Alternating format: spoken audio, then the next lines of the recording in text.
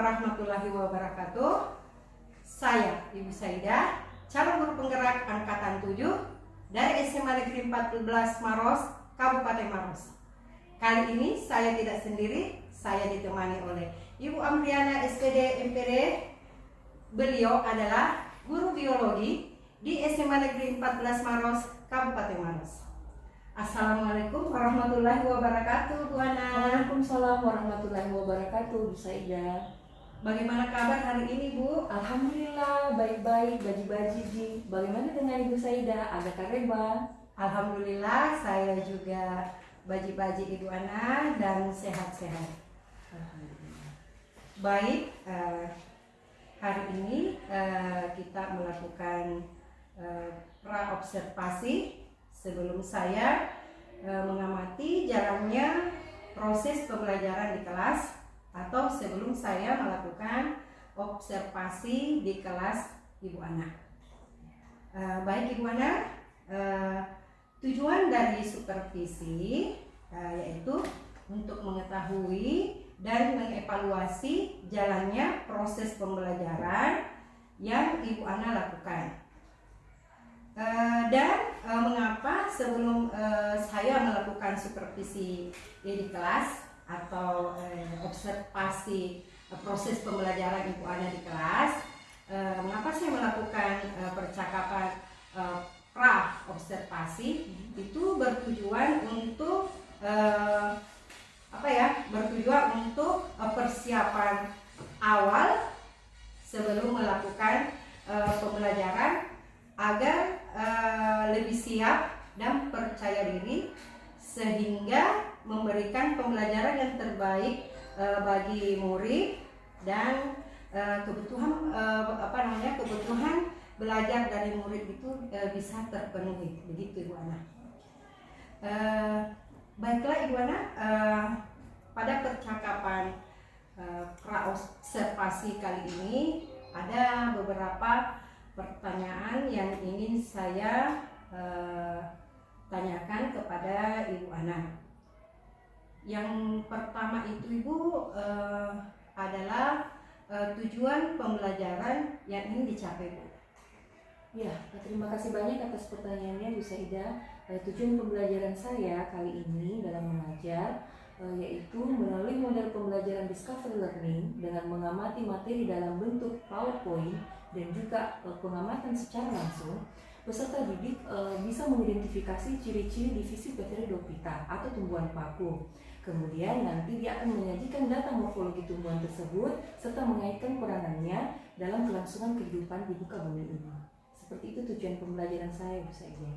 Baik Ibu, jadi tujuan pembelajaran Ibu Ana di sini adalah dengan menggunakan model pembelajaran discovery learning dan pengamatan PowerPoint serta pengamatan langsung di lapangan. Di sini diharapkan murid-murid kita itu dapat mengidentifikasi nanti ciri-ciri Pteridophyta, kemudian peranannya bagi kehidupan. Begitu ya Bu Ana? Iya, begitu Bu Saidah. Iya. Oke Bu, saya lanjut ke pertanyaan kedua. Kira-kira area pengembangan yang Ibu Ana lakukan nanti bagaimana Bu? Area pengembangan yang ingin saya capai ada beberapa. Yang pertama itu yaitu untuk mengembangkan pengetahuan tentang pembelajaran berdiferensiasi. Kemudian yang kedua yaitu Bu Saidah menerapkan budaya-budaya positif yang akan mempengaruhi kehidupan sosialnya di masa yang akan datang. Kemudian yang ketiga, kompetensi sosial dan emosional, khususnya kompetensi berelasi dan kemampuan manajemen lingkungan. Seperti itu Bu Saidah. Mantap sekali Bu Ana ya. Jadi tadi area pengembangan yang Ibu Ana ini lakukan adalah yang pertama itu area pengembangannya adalah meningkatkan pengetahuan peserta didik, di mana area peningkatan pengetahuan peserta didik ini atau murid ini itu dengan menggunakan pembelajaran berdiferensiasi yang terintegrasi dengan kompetensi sosial emosional. Kemudian KSE yang ingin dikembangkan adalah KSE berelasi ya Bu Ana ya, berelasi dan manajemen diri ya, gitu ya Bu Ana? Oh iya. Oke Bu, kita lanjut ke pertanyaan berikutnya Bu. Tadi itu kan ada pembelajaran berdiferensiasi. Saya ulangi kembali ya Bu. Kemudian terintegrasi dengan KSE. Kira-kira rancangan pembelajarannya bagaimana atau strategi pembelajarannya bagaimana Bu? Misalnya model pembelajaran yang digunakan, metode pembelajaran yang digunakan, atau media pembelajaran yang digunakan. Ya, silakan Bu. Terima kasih banyak Bu Saida. Strategi yang saya persiapkan kali ini yaitu saya menggunakan model discovery learning. Ya. Kemudian metode yang saya rencana akan lakukan adalah metode penugasan, kemudian metode diskusi kelompok, kemudian observasi atau pengamatan langsung. Adapun juga media yang saya pakai, saya akan memberikan LKPD kepada anak-anak, kemudian memberikan gambaran tentang metode kita melalui PowerPoint, dan juga saya akan menayangkannya lewat LCD. Seperti itu. Iya, sangat luar biasa ya Bu persiapannya. Kira-kira kapan Ibu Ana melakukan pembelajaran, di hari apa, kelas berapa, dan jam keberapa? Insya Allah praktik mengajar ini akan saya lakukan besok hari Rabu Ya. di kelas 10 MIA 1 di jam ke-10 di jam 10 seperti itu Bu Saida. Iya. Oke Bu. Baik. Insya Allah saya akan datang ke kelas Ibu.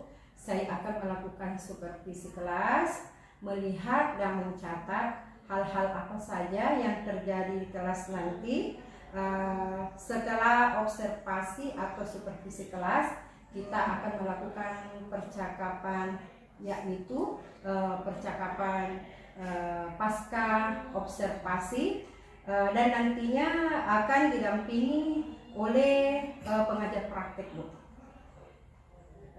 Kemudian setelah kita akhiri percakapan ini, apa yang kita dapatkan dari percakapan pra observasi ini Bu?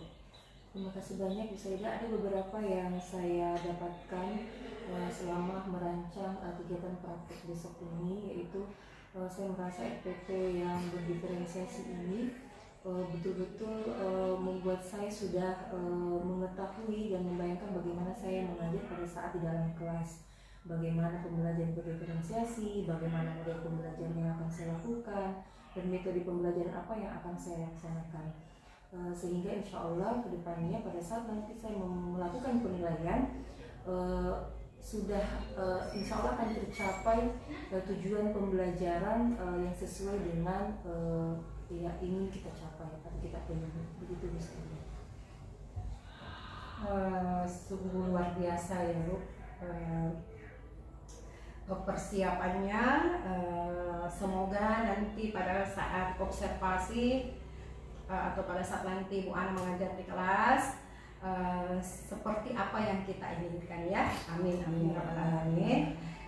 Baik Ibu, terima kasih waktunya dan sudah bersedia berbincang-bincang dengan saya pada percakapan pra observasi kali ini. Dan sampai bertemu pada kegiatan observasi kelas atau supervisi kelas, insya Allah yang akan kita laksanakan pada tanggal 24 Mei 2023. Terima kasih banyak Ibu. Demikianlah percakapan pra observasi kali ini. Sampai bertemu pada kegiatan observasi kelas atau supervisi kelas dan percakapan pasca observasi kelas. Assalamualaikum warahmatullahi wabarakatuh. Salam dan bahagia.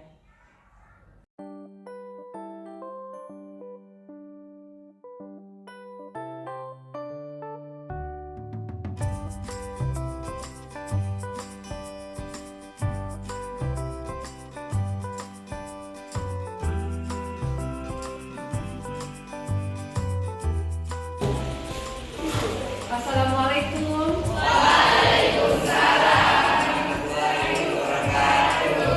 Bersedia siap. Beri salam. Assalamualaikum warahmatullahi wabarakatuh.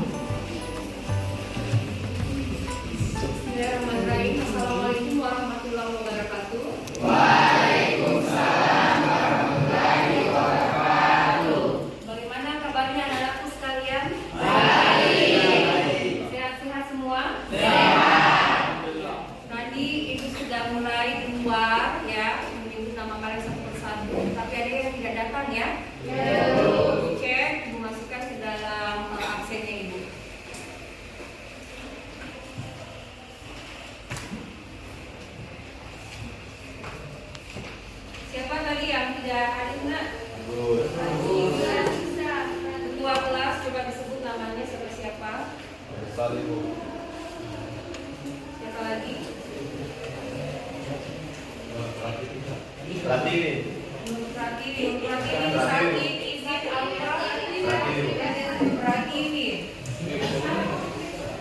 Pratini Ashari ya. Sakit izin atau apa ini? Kelas. Siapa lagi? Nur Aziza. Nur Aziza. Siapa lagi? Agus Salim ya. Indra Itulanku.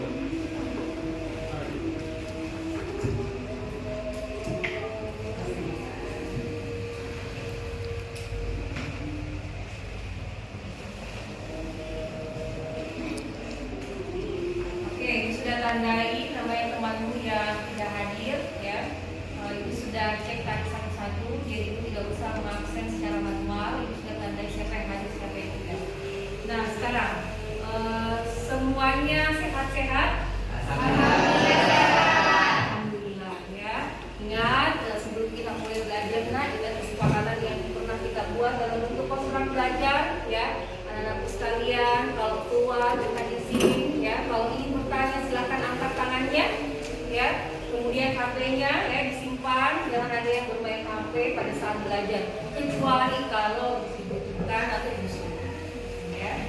Nah, silakan perhatikan ya yang ada di slide-nya Ibu ya. Minggu lalu kita membahas tentang tumbuhan minggu lalu kita membahas tumbuhan lumut ya, tumbuhan lumut dan juga sebagian tumbuhan paku ya. Jadi anak-anakku sekalian, kalian sudah punya bayangan ternyata lumut dengan paku ini memiliki perbedaan ya. Jadi di sini di slide yang Ibu tayangkan ya, kalian sudah lihat judulnya Kingdom Plantae PT Lepidophyta ya. Kita lihat di sini ada beberapa jenis tumbuhan paku ya di hutan belantara ya. Oke, sebelum masuk ke sini, kalian sudah punya bayangan ya perbedaan antara tumbuhan paku dan juga tumbuhan lumut ya. Nah, ada yang bisa ingat-ingat ya materi kita minggu lalu, lumut itu modelnya bagaimana, sementara tumbuhan paku itu modelnya bagaimana. Kalau kalian lihat sepintas ini sebelum kita masuk ke materinya lebih dalam, ada yang bisa?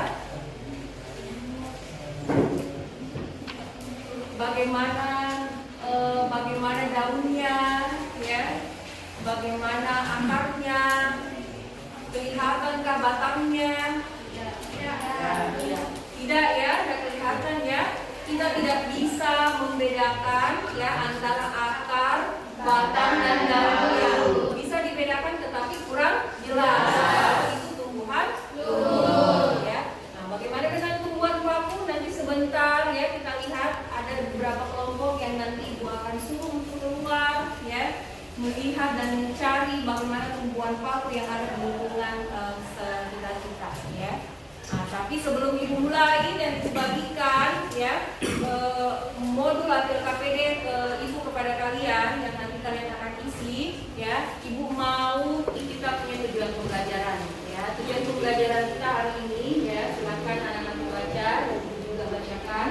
Melalui model pembelajaran Discovery Learning dengan mengamati materi dalam bentuk PowerPoint dan pengamatan secara langsung, peserta didik mampu mengidentifikasi ciri-ciri divisi Pteridophyta dan menyajikan data morfologi tumbuhan serta mengaitkan peranannya dalam kelangsungan kehidupan bumi ya.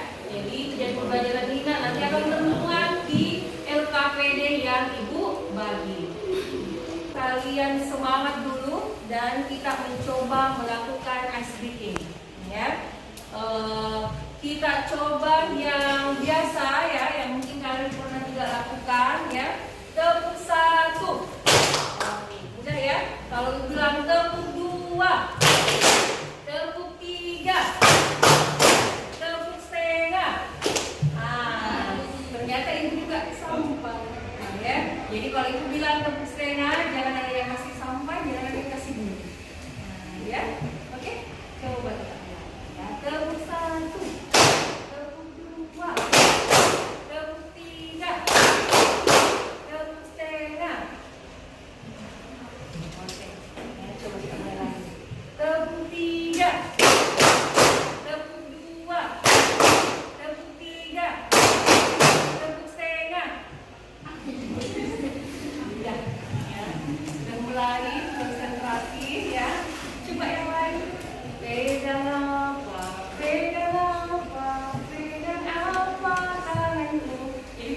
berikutnya ya, perhatikan yang kalian dengar dari mulutnya ibu ya, yang perhatikan apa yang ibu pegang ya.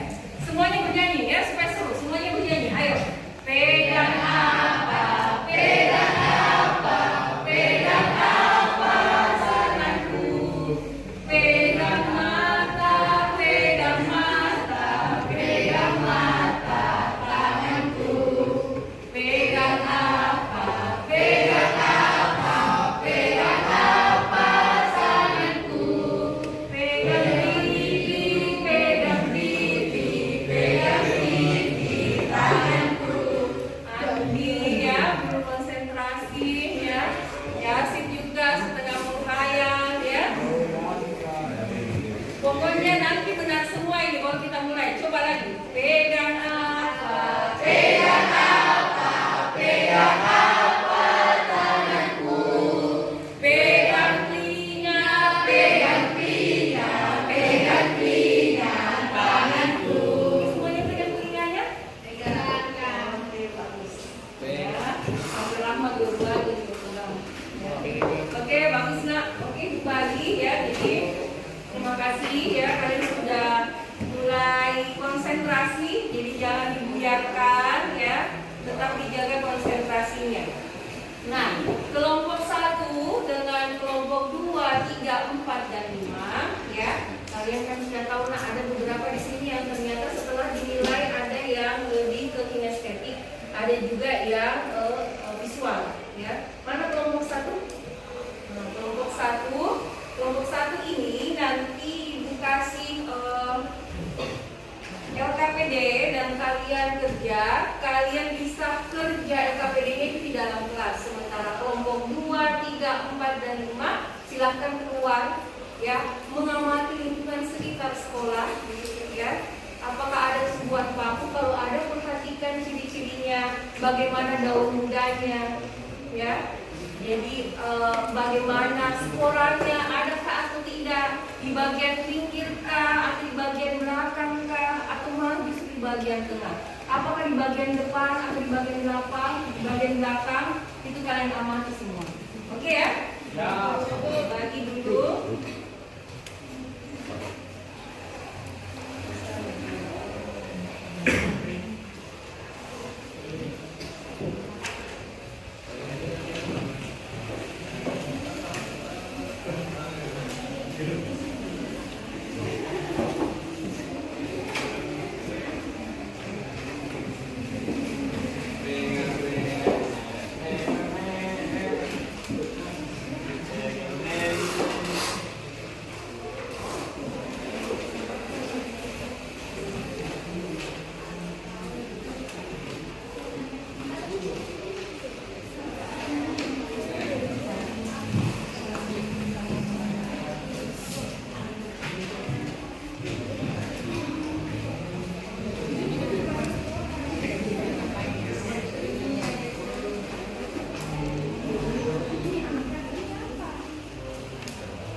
Oke, coba perhatikan ya, ibu panggil dulu sebelum kalian mulai. Silahkan tulis nama kelompoknya ya. Terus di bagian depan di situ ada identitas ya, silahkan tulis nama-namanya siapa saja kelompoknya. Kemudian kalian kelompok berapa? Bisa ditulis kelompoknya di bagian sudut kanan atas ya. Yang jelas harus kelihatan bahwa kalian kelompok berapa. Kemudian coba dilihat yang kegiatan 1 di halaman berikutnya. Di situ ada mengidentifikasi karakteristik tumbuhan paku, ya. Jadi kalian akan menuliskan bagaimana tumbuhan paku, bagaimana daunnya, ya, bagaimana sporanya, dia berkembang biak dengan apa, ya. Kemudian bagaimana daun mudanya, ya, kalian tulis ciri-cirinya, ya. Kemudian di kegiatan 2, nah ini akan kalian mudah ketahui kalau kalian sudah langsung dapat tumbuhan pakunya, ya, terutama anakku yang akan keluar melihat tumbuhan paku nanti akan kelihatan apa yang ditunjuk itu, ya. Kalau kalian bingung, ya, kalian bisa cari di internet, ya, dan juga bisa di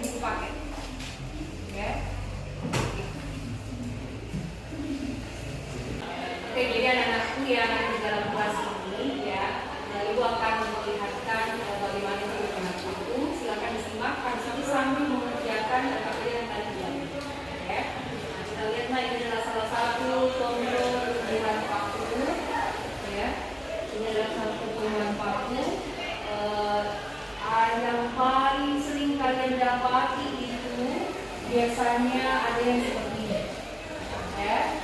Ibu lihat, kasih lihat dulu bagaimana. Ada juga yang seperti ini ya. Ini tumbuhan paku. Nah, kemudian tumbuhan paku ini semuanya tumbuhan paku ya. Tumbuhan paku, tumbuhan paku, tumbuhan paku. Nanti tinggal kalian lihat ya. Ini tumbuhan paku ini dia masuk ke dalam klasifikasi apa ya, karena dia terbagi atas beberapa ya. Jadi mulai dulu yang pertama. Jadi yang pertama itu ada namanya ciri-ciri tumbuhan paku ya. Ciri-ciri tumbuhan paku. Kalian sudah punya bayangan, kalian sudah mulai membuka-buka dan mulai mencari ya. Tumbuhan paku itu kalian tahu bagaimana ciri khasnya ya? Atau bahkan ada yang tahu kenapa dibilang tumbuhan paku, apaan yang paku? Ada yang bisa kasih penjelasan? Kasih lihat. Karena tempat ini kan berada di lembab, ada lembab terus ada lembab, Oke, tumbuhnya di tempat yang lembab dan seperti tertancap di pohon seperti paku. Oke, bagus ya. Bisa ada lagi yang lain? Ada lagi yang lain Messi? Bisa? Bagaimana? Ada pernah kamu lihat, perhatikan bagaimana daun mudanya ya? Oke, mengulung ya. Jadi bagus, sudah ada bayangannya ya. Jadi yang pertama itu ya, dia memiliki daun yang pengangkut ya. Berarti dia sudah seperti tumbuhan tingkat tinggi, tetapi masih lebih sederhana ya. Kemudian ada akar, ada batangnya, ada daunnya, dan sudah mulai bisa dibedakan, tidak sama tumbuhan tumbuh. Kemudian yang ketiga, ternyata dia punya alat reproduksi ya. Ini dia ya. Jadi inilah alat reproduksinya yang aseksual ya. Ada bintil-bintil seperti ini ya. Apa ini? Coba lihat misalnya ya, spora, tetapi kalau berkelompok begini disebut dengan apa? Sporadium ya. Kalau satu disebut dengan iya. Ya. Kemudian yang berikutnya ya, ada yang disebut dengan spora yang dihasilkan itu adalah daun yang tidak punya spora. Jadi kalian nanti akan dapati ya, nanti teman-temanmu yang kinestetik juga akan masuk dan menambah ya informasi tentang tumbuhan paku. Nanti akan kalian dapati ada tumbuhan paku yang ada sporanya di belakang, ada juga tumbuhan paku yang daunnya tidak ada sporanya di belakang ya. Kalau ada sporanya di belakang berarti dia termasuk daun yang berperan untuk reproduksi secara aseksual ya. Kenapa? Karena dia menghasilkan spora. Tetapi kalau tidak ada sporanya di belakang berarti dia hanya berperan untuk proses fotosintesis. Kemudian dia mengalami metagenesis. Metagenesis itu penggiliran keturunan ya. Nanti kalian akan cari ya di buku bagaimana penggiliran keturunan. Jadi ibu kasih materinya ini, tetapi ya nanti kalian akan dapat lagi dari hasil kalian cari sendiri ya. Jadi kotak sporanya kalau kita lihat di bawah mikroskop ya, ini metagenesis tumbuhan paku ya. Ada di situ kegiatan 4 ya, metagenesis tumbuhan paku. Dari spora dia berkembang ya, menjadi gametofit yang memiliki anteredium dan juga arkeolin. Anteredium menghasilkan sperma, arkeolin menghasilkan sel telur, sel sperma bertemu dengan sel telur menghasilkan zigot. Berarti proses fertilisasi sudah berjalan. Kemudian dia akan berkembang menjadi tumbuhan paku ya. Ini ada daun yang menggulung tadi disebut oleh Alisa ya, daun yang menggulung ya.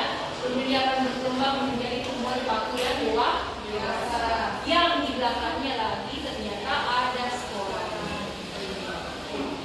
Jadi itulah penjelasannya dulu ya. Kemudian ini siklus-siklusnya sama dengan yang tadi, tapi tadi itu disertai dengan gambar ya. Yang ini hanya kalimat saja, kata saja. Klasifikasi tumbuhan paku silakan nanti dicari ya, dicari di bukunya. Nanti juga temanmu yang udah estetik ini akan menambah informasi yang kalian ketahui. Ternyata nanti akan kalian dapat di antara semua tumbuhan paku yang ada di sini ada yang paling dominan sering kita dapati ya, di bulan rumah kan, di bulan semua ya. Dan ada beberapa yang memang ada ya. Oke, tumbuhan paku ya. Oke, silahkan dikerja ya. Setelah dikerja nanti sebentar ada satu orang yang presentasi untuk menyampaikan jawaban hasil rekaman ini. Silakan.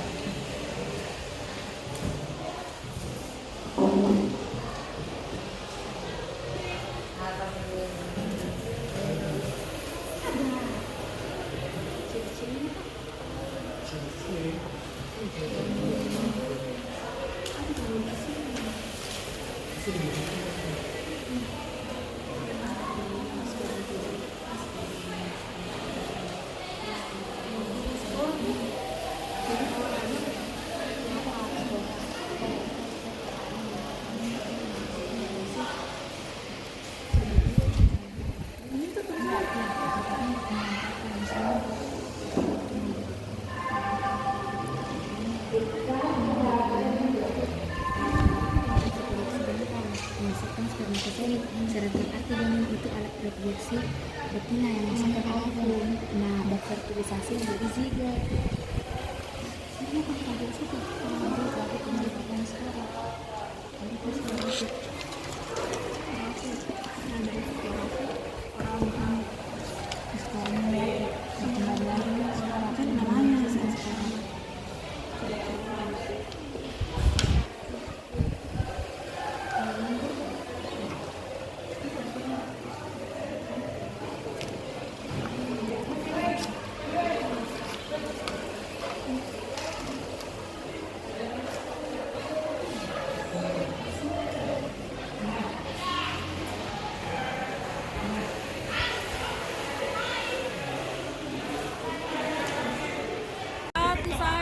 berpencar dibawa oleh angin ribuan ya tumbuhan paku bisa tumbuh. Tadi dia bilang Sapri ribuan kilo, betul.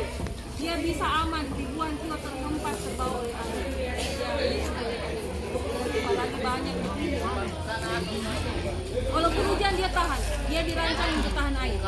Dia dirancang untuk tahan air. Begitu dia ketemu di tempat yang sesuai untuk dia hidup, misalnya agak lembab dan ada nutrisi, dia akan tumbuh menjadi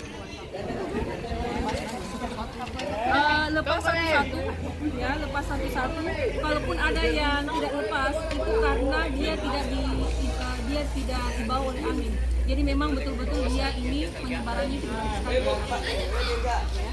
Modelnya perhatikan, ada yang ke pinggir ya, ada juga seperti ini. Ini cantik sekali, coba lihat nak ya. Ada temanmu juga yang dapat itu yang yang di ujungnya ya, siapa yang dapat itu ada yang kuncungnya, kemudian tanaman sukir di ujungnya itu sporanya ya. Sebentar kalau ada yang dapat itu nanti kita bahas. Oke, ada lagi yang mau ditanyakan?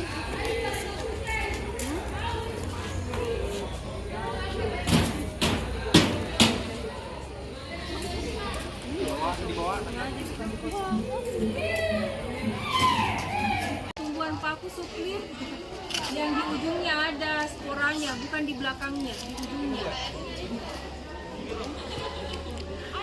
Yang di ujungnya, jadi dia itu bisa berfungsi sebagai tanaman hias. Ada tanda.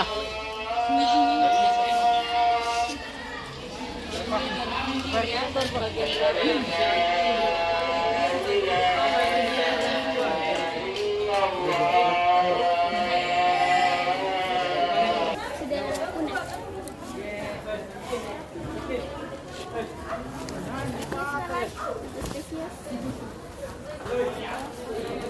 Golden. Bagaimana? Sudah dapat tumbuhan pakunya? Sudah Bu, sudah.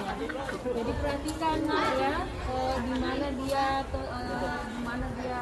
kalian dapat. Kalau bingung kalian bisa cari ya, cari informasinya di Google.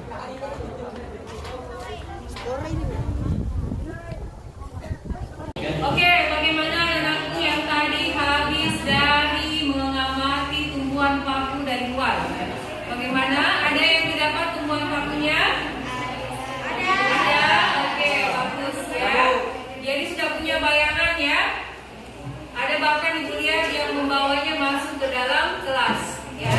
Jadi silakan diisi LKPD yang tadi Ibu berikan ya. Silakan diselesaikan sampai kegiatan 5. Karena sebentar ada perwakilan dari setiap kelompok untuk naik mempresentasikan hasil temuannya, ya, hasil temuannya tentang tumbuhan paku. Ya. Silakan. Begitu juga anak-anakku yang visual, yang kelompok 1, yang tadi lebih dalam, ya. Tadi sudah berikan materi. Silakan dicari lagi lebih dalam kalau misalnya ada yang masih ingin diketahui. Sudah mulai paketnya dibuka. Kelompok 1 sudah sampai di mana? Di kegiatan berapa? Oke, bagus, dibagi-bagi ya. Supaya cepat selesai, dibagi-bagi. Kelompok 2 bagaimana?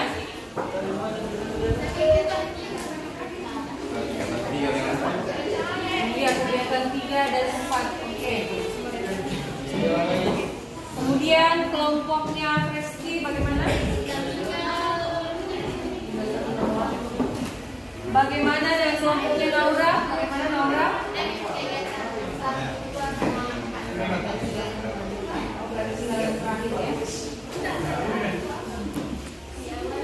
Kemudian kelompoknya Anggi bagaimana?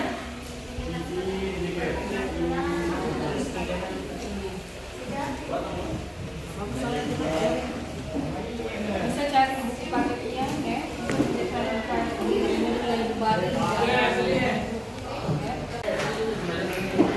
Oke, bagaimana? Sudah selesai semua dijawab? Kalau begitu kita mulai ya, anak-anakku naik perwakilan setiap kelompok. Kita mulai dari kelompok siapa yang mau duluan? Siapa yang mau duluan? Oke, kelompok 1 silakan ya, silakan ada Tasila naik mempresentasikan jawaban. Assalamualaikum warahmatullahi wabarakatuh. Waalaikumsalam warahmatullahi wabarakatuh. Saya perwakilan dari kelompok 1 akan mempresentasikan hasil diskusi kami mengenai tumbuhan paku yang beranggotakan Tasmila, Davina Nur Azafra, Sri Nur Adia, Nasiwa Nawar, Yasin Aras, dan Muhammad Reski.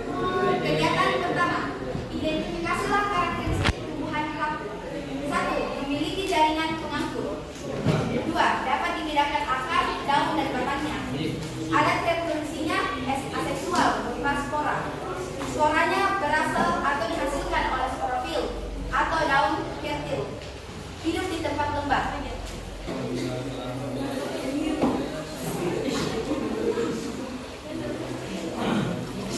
Assalamualaikum warahmatullahi wabarakatuh.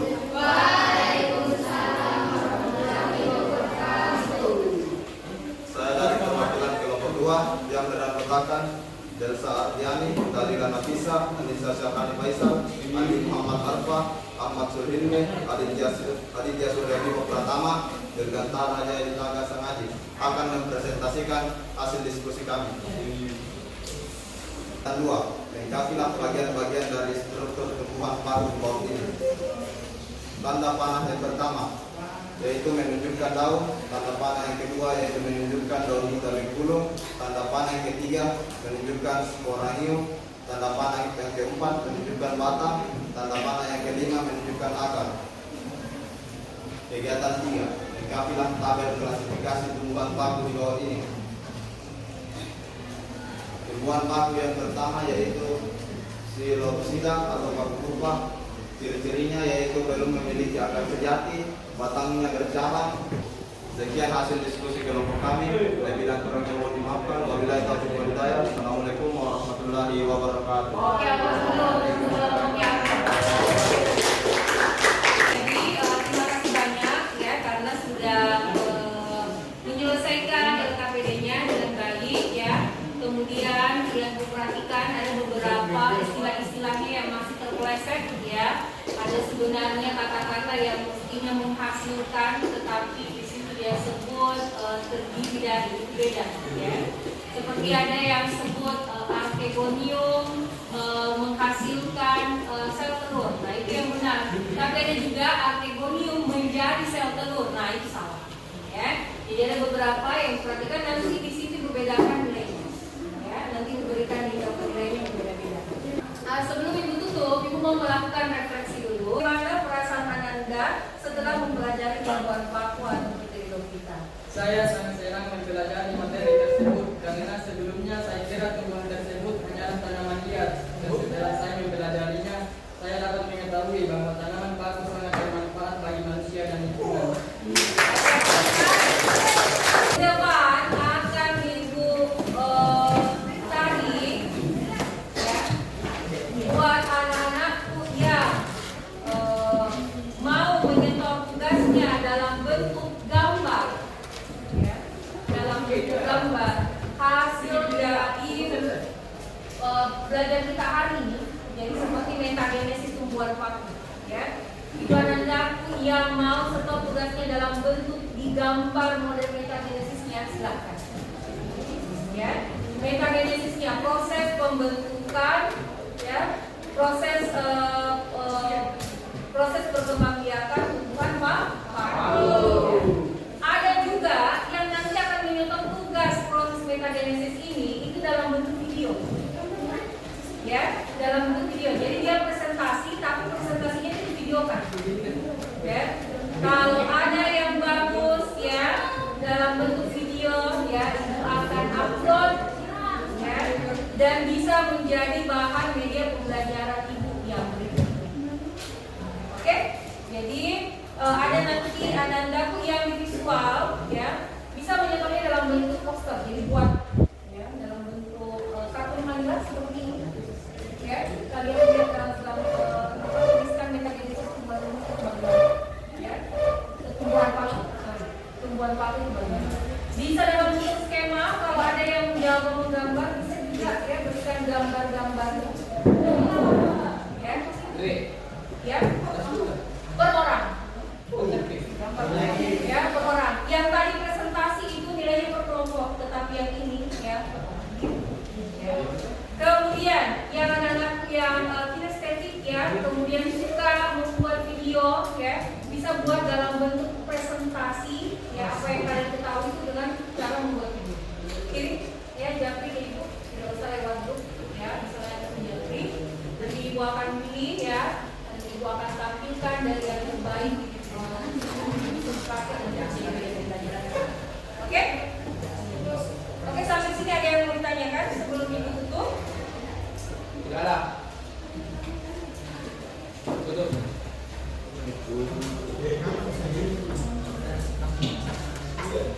Kalau tidak ada ya, kalau tidak ada lagi ya, Ibu akhiri hari ini proses pembelajaran kita tentang tumbuhan paku. Minggu depan ya, kita akan masuk ke tumbuhan yang lebih tinggi lagi tingkatannya, yaitu tumbuhan gymnospermae dan juga tumbuhan angiospermae ya. Nanti kita akan bahas. Silakan tunggu di grup apa yang akan dibutuhkan untuk membawa sesuatu ya. Silakan lihat jenisnya ya. Itu sekian untuk hari ini ya.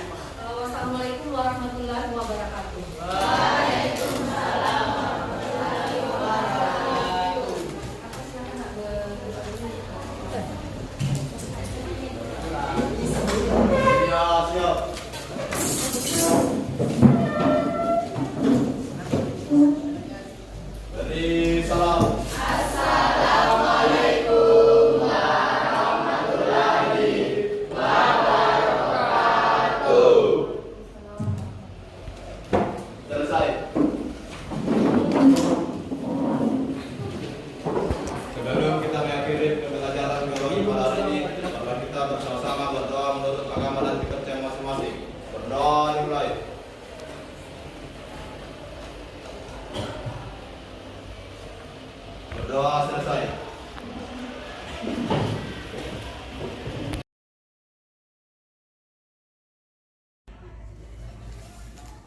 Assalamualaikum warahmatullahi wabarakatuh. Waalaikumsalam warahmatullahi wabarakatuh. Saya Bagaimana kabarnya Bu? alhamdulillah sehat-sehat bisa. Bagaimana dengan diri saya Adi Pareba? Alhamdulillah saya juga bagi-bagi sehat-sehat. Baiklah Ibu Ana, hari ini kita akan melakukan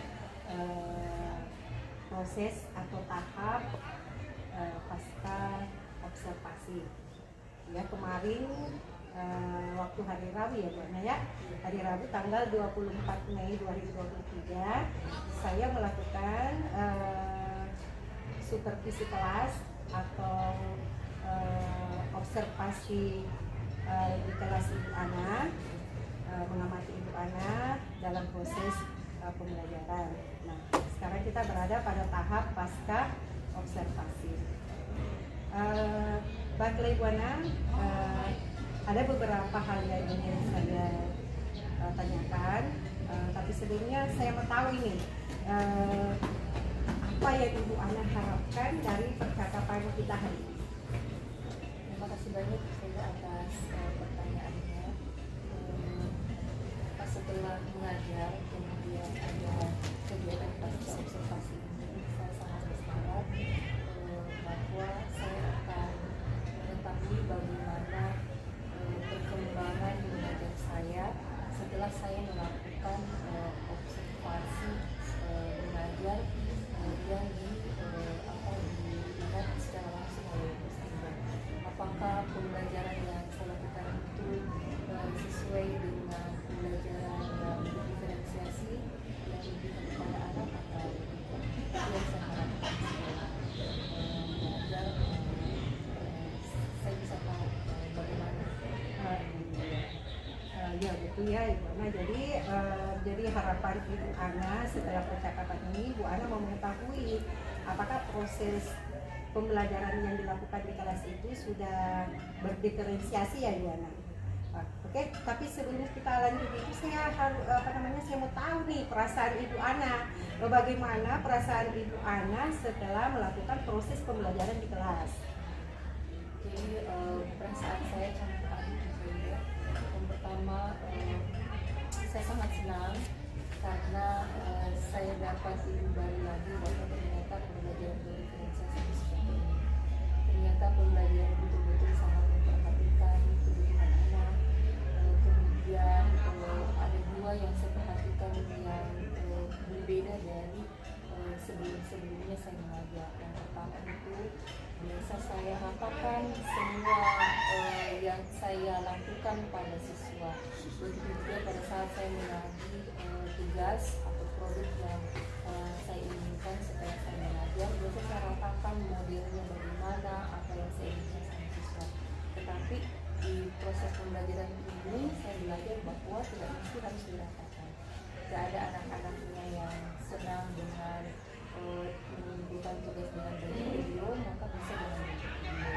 Jika ada anak-anak yang senang dalam bentuk dia bercerita dengan cara ditulis ceritanya dalam bentuk kertas, bisa juga diterima seperti itu oleh guru.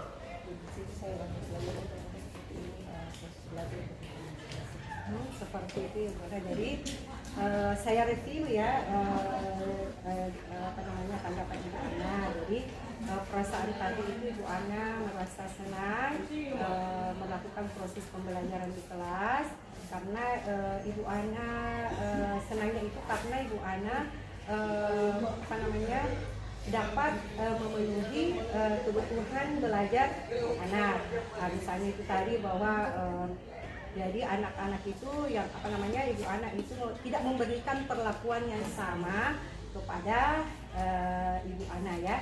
Jadi tidak memberikan perlakuan yang sama kepada anak-anak. Jadi misalnya ada yang diberikan, misalnya tidak semuanya dikasih video pembelajaran ya seperti itu. Kemudian juga bentuk-bentuk tagihan atau bentuk-bentuk penilaiannya itu berbeda-beda setiap anak ya, sesuai dengan gaya belajarnya ya seperti itu. Baiklah Ibu Ana, jadi tadi tidak memberikan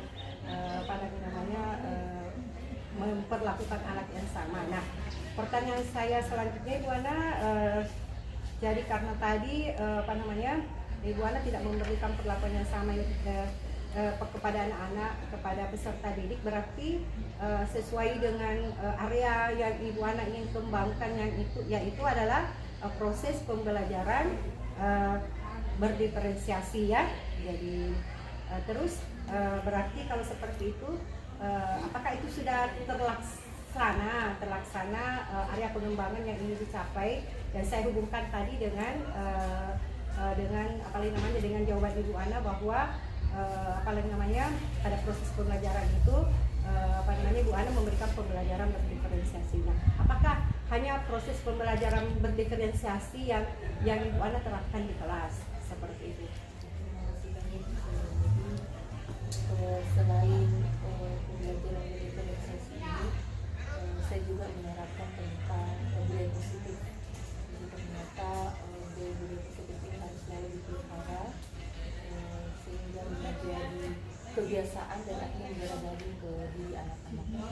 Baik dampaknya ke anak-anak, anak-anak kemudian pada saat pulang di rumah bertemu orang tua, maupun kepada saya ketika bertemu dengan teman seperti bersalam, kemudian berdoa, anak-anak berdoa, dan kebiasaan menyapa dan menegur siswa jika dia salah, kemudian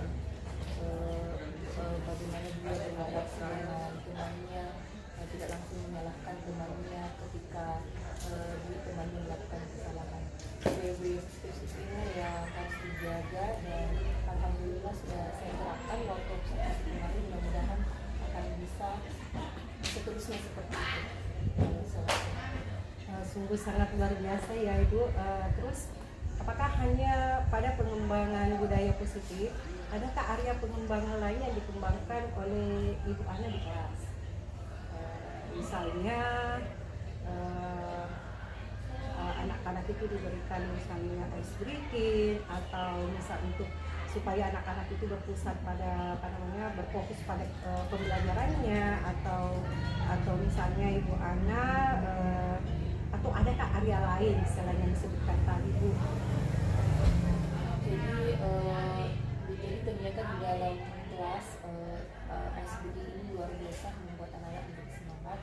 Kemudian setelah saya memberikan SBD, saya memberikan motivasi bahwa belajar ini adalah sesuatu yang luar biasa. Bahkan pada saat itu saya mengatakan mau belajar itu seumur hidup, bukan hanya di dalam kelas, di luar kelas juga belajar, sehingga membuat anak-anak menjadi termotivasi untuk belajar. Jadi mudah-mudahan anak-anak memberikan dampak, karena setelah itu saya lihat mereka semangat untuk menonton eksekutif selanjutnya. Ya, seperti itu ya. Jadi saya review kembali ya Ibu Ana. Jadi area pengembangan yang Ibu Ana kembangkan di kelas kemarin waktu observasi, yaitu pembelajaran berdiferensiasi, terintegrasi dengan kompetensi sosial emosional, kemudian budaya positif ya. Jadi saya lihat itu kemarin yang memang sudah di area pengembangannya itu memang sudah dilaksanakan. Nah, saya tanya lagi nih Bu Ana, kira-kira kalau nilai Bu Ana itu gimana ya kalau misalnya saya kasih skala 1 sampai 10, kira-kira Ibu Ana berada pada skala mana? Ya. Jadi terima kasih banyak Mas Rida. Skala 1 sampai 10, kalau saya membandingkan dengan cara mengajar saya sebelumnya, sebelum saya mengenal yang namanya pembelajaran berdiferensiasi, kemudian budaya positif, kemudian kompetensi sosial emosional, saya merasa itu nilai saya itu 6 ke bawah. Tapi selama saya mengenal ini, saya merasa lebih tinggi dari itu, ya 6 ke atas. Mungkin seperti itu, saya saja kurang berani untuk memberikan nilai kepada diri saya karena ini masih sangat-sangat awal. Selama proses ini saya baru 1 kali mengajar yang berkaitan dengan pembelajaran berdiferensiasi dari sungguh sangat luar biasa Ibu. Jadi Ibu Ana takut ya menilai diri sendiri ya. Jadi sebelum Ibu Ana melakukan pembelajaran berdiferensiasi di kelas, Ibu Ana tadi bilang bahwa nilainya di bawah 6 ya. Tetapi karena setelah Ibu Ana melakukan pembelajaran berdiferensiasi dengan melakukan persiapan yang luar biasa sebelum masuk di kelas, Ibu Ana memberikan nilai pada diri Ibu Ana sendiri itu di atas 6 ya Bu? Iya ya. Semoga nilai skala 6 ini bisa ditingkatkan lagi Bu Ana, misalnya mencapai nilai 8, 9 atau mencapai nilai 10 lah ya. Oke Bu, saya lanjut ke pertanyaan berikutnya.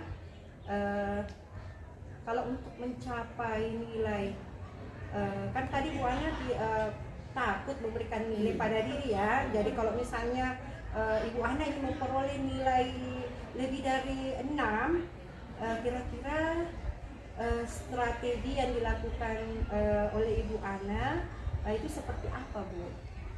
Jadi setelah mengajar ini saya inspeksi diri dan ada beberapa yang menjadi catatan saya dan kemudian nanti bisa menjadi modal saya untuk strategi baru jika nanti diobservasi lagi atau dieksekusi lagi. Jadi yang pertama ternyata saya harus memperkuat budaya-budaya positif yang saya lakukan. Itu harus kontinu berkesinambungan dan bukan hanya di dalam kelas tetapi juga di luar kelas, sehingga anak-anak akhirnya akan terbiasa bahkan di dalam daging. Dimana ketika dia tidak melakukan budaya positif itu maka lain rasanya, bukan suatu biasa. Kemudian strategi saya berikutnya juga saya harus lebih betul-betul memperhatikan karakter anak, gaya belajarnya itu sebenarnya seperti apa. Jumlah siswa yang banyak ini menuntut kita untuk tahu persis si A ini anaknya bagaimana, si B ini anaknya bagaimana, bukan hanya dengan serta-merta melihat hasil dari gaya belajar yang berupa data yang diberikan yang telah ada infonya sebelumnya yang diberikan kepada saya. Jadi dengan mengetahui anak-anak bagaimana sebenarnya yang anak-anak inginkan, mudah-mudahan saya bisa menyusun strategi mengajar yang lebih baik, terutama memberikan tugas dengan sesuai dengan keinginan mereka yang bagaimana, supaya mereka betul-betul nyaman mengerjakan tugas dan juga nyaman dalam belajar bersama saya, membuat mereka tidak bosan, membuat mereka tidak jenuh. Mudah-mudahan ke depan saya bisa seperti itu, karakternya anak, setiap anak, bukan sekelompok anak tapi per individu. Itu yang menjadi PR buat saya, karena jujur ada beberapa anak yang bahkan namanya masih terbalik-balik, bisa ingat. Saya belum tahu, ada beberapa seperti Delsa dengan Dalila itu kadang saya masih nama saja. Mestinya itu saya merasa dari situ saya jadi sadar bahwa sebenarnya nama itu penting sekali untuk diingat. Ini waktu saya mengajar, saya bahkan ada beberapa anak yang saya lupa, bahkan terbalik namanya saya sebut. Hal-hal sekecil itu tapi ternyata berefek ke mereka. Kapan saya mengingat namanya, mereka sepertinya sangat-sangat dihargai dan membuat mereka semakin semangat untuk belajar. Saya tekankan bahwa strategi mengajar saya Masya Allah, strategi yang akan Ibu Ana kembangkan atau yang akan langkah-langkah yang akan ditempuh oleh Ibu Ana. Maaf ya Ibu Ana, saya review kembali ya. Tadi Ibu Ana yang akan lakukan strategi yang Ibu Ana akan lakukan itu yang pertama adalah memperkuat budaya-budaya positif atau pembiasaan positif pada anak, sehingga anak-anak itu terbiasa melakukan sikap-sikap. Karena adanya pembiasaan positif ini, maka maka lahirlah sikap-sikap positif pada anak-anaknya. Pertama itu yang ingin Ibu Ana lakukan ya.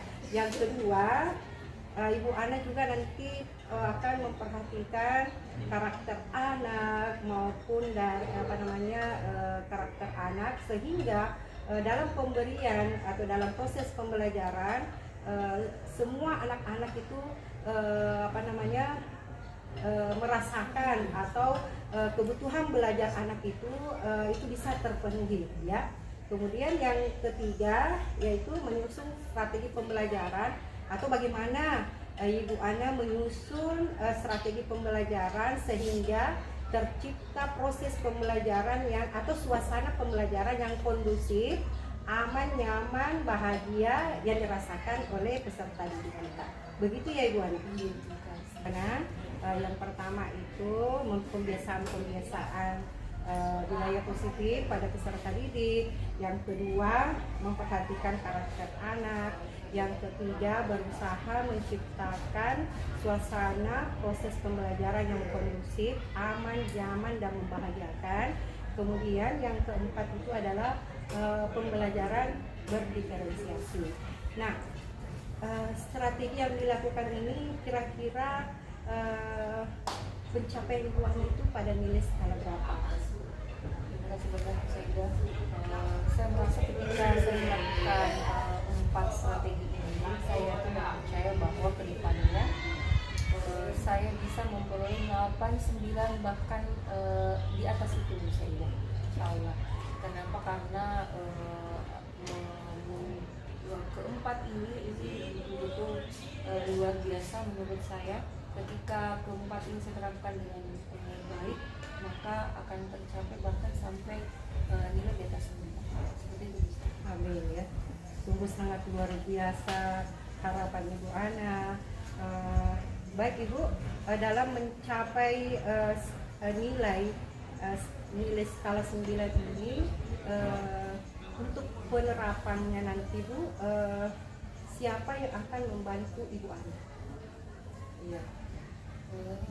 Saya mungkin akan meminta bantuan kepada teman-teman yang sudah berada lebih dulu di penggerak ini. Saya akan selalu akan bertanya bagaimana ketika saya melakukan strategi ini, apakah ada seperti ini atau ada lagi yang lebih bagus. Mudah-mudahan ini yang diberikan oleh teman-teman yang sudah lebih dulu berada di penggerak itu sangat-sangat membuat saya termotivasi dan bisa melakukan lebih baik dan lebih baik. Ya, jadi saya review kembali mana ya. Jadi untuk mencapai nilai skala 9 itu, Ibu Ana akan melakukan kolaborasi dengan rekan-rekan sejawat ya, akan melakukan kolaborasi dengan rekan sejawat. Nah,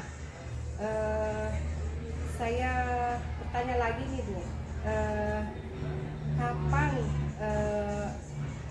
ini akan dilaksanakan? Dari cerita seperti ini, proses pembelajaran berdiferensiasi ini kira-kira kapan Ibu Ana akan laksanakan? Terima kasih banyak Bu Saidah. Setelah saya mengajar pada saat observasi diamati langsung oleh Bu Saidah, dari situ saya kemudian berpikir lagi bahwa ini harus saya lakukan secara kontinu. Semester depan akan menjadi penentu. Saya akan memulai pembelajaran berdiferensiasi ini dan menerapkan budaya positif, lebih memperhatikan karakter siswa, kemudian membuat suasana belajar menjadi lebih nyaman, dan membuat siswa menjadi lebih bahagia dalam belajar. Dan itu menjadi target saya dan memang semester depan saya sudah bisa melakukan hal seperti yang saya lakukan pada saat observasi belajar ini. Subhanallah, dari serangkaian dari serangkaian strategi akan dilakukan oleh Ibu Ana. Kemudian Ibu Ana akan melakukan proses pembelajaran berdiferensiasi ini, kemudian menciptakan proses pembelajaran yang kondusif. Pada saat proses pembelajaran itu, insya Allah Ibu Ana akan melakukannya pada semester depannya Bu Ana ya. Artinya tahun ajaran baru ya Bu ya. Betul. Baiklah Ibu, ini kita sampai pada pada pertanyaan terakhir ini Bu. Ya. Jadi dari serangkaian pertanyaan saya, kemudian tanggapan Ibu Ana, dari pertemuan kita hari ini, apa yang Ibu Ana rasakan atau apa kesimpulan yang Ibu Ana bisa petik dari pertemuan kita ini? Jadi yang pertama yang saya rasakan itu sangat senang. Saya kemudian menjadi lebih termotivasi dalam belajar mengajar yang baik. Kemudian saya semakin penasaran dengan bagaimana saya nanti akan mengajar semester depannya. Kemudian kesimpulan saya setelah melewati serangkaian proses ini, bahwa ternyata ke depan dalam mengajar saya harus lebih memperhatikan kebutuhan anak. Dan selama ini saya merasa saya lebih dominan dalam menentukan proses belajar dalam kelas. Pada saat melakukan serangkaian proses belajar observasi ini, saya mencoba merubah itu. Semoga semester depan saya lebih mengedepankan proses belajar itu lebih ke kebutuhan anak, lebih ke keinginannya anak itu seperti mau belajarnya itu bagaimana. Mudah-mudahan itu bisa terlaksana di semester depan. Jadi saya review kembali ya Bu Ana. Jadi Ibu Ana dari percakapan ini Ibu Ana merasakan perasaan senang, bahagia, termotivasi, kemudian insya Allah kesimpulannya Ibu Ana akan pada saat mengajar akan memperhatikan kebutuhan peserta didik, ya, sehingga nantinya setelah memperhatikan kebutuhan peserta didik itu apa yang diinginkan atau apa yang ingin dicapai itu nanti insya Allah terlaksana ya Bu Ana, ya seperti itu. Baiklah Ibu Ana, serangkaian supervisi akademik untuk hari ini sudah selesai. Saya sangat berterima kasih karena Ibu Ana telah menemukan waktu untuk bertemu dengan saya untuk melakukan percakapan pasca observasi, dan semoga apa yang kita lakukan hari ini bermanfaat terutama untuk kemajuan peserta didik kita. Sekali lagi terima kasih banyak Bu Ana. Assalamualaikum warahmatullahi wabarakatuh. Waalaikumsalam warahmatullahi wabarakatuh.